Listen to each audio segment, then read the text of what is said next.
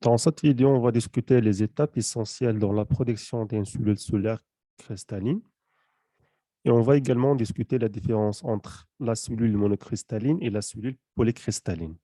Alors voilà, vous avez ces deux illustrations, la première pour la production des cellules monocristallines et la deuxième pour la production des cellules polycristallines. Je commence par la cellule polycristalline. Alors, normalement, généralement, la production des cellules, que ce soit de type mono ou bien de type poly, commence par le sable. La première étape dans ce processus, ce qu'on appelle la purification, c'est pour rendre le silicium ou bien le sable pur pour enlever les impuretés. Et par la suite, à travers ce qu'on appelle un processus de tirage de lingots, on va avoir un lingot cylindrique. Voilà, c'est une forme de cylindre sous forme de lingot.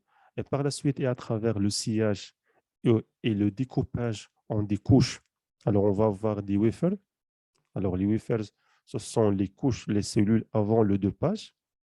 Et par la suite, on va doper cette wafer pour améliorer la conductivité électrique de la cellule et on va finalement avoir la cellule monocristalline.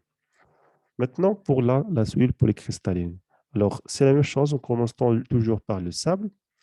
Après le sable, nous avons la purification du silicium. C'est pour enlever les impuretés et rendre le silicium pur. La petite différence, c'est juste au niveau de deuxième processus, c'est le moulage de lingots. Au lieu de ce qu'on appelle le tirage de lingots dans la production de la cellule monocristalline, dans la production des cellules polycristallines, c'est le moulage de lingots. On va mouler, ça veut dire on va prendre de silicium creux et on va l'insérer dans une moule pour avoir une forme cubique. Voilà la forme de moule. Et par la suite, on va faire découper le lingot cubique pour avoir des wafers. Voilà, vous pouvez également remarquer la petite différence en ce qui concerne l'aspect visuel entre la cellule polycristalline et la cellule monocristalline. La cellule monocristalline, voilà, se représente avec une forme qui est plus ou moins homogène entre voilà, toute la surface de la cellule. Par contre, la cellule polycristalline n'est pas homogène.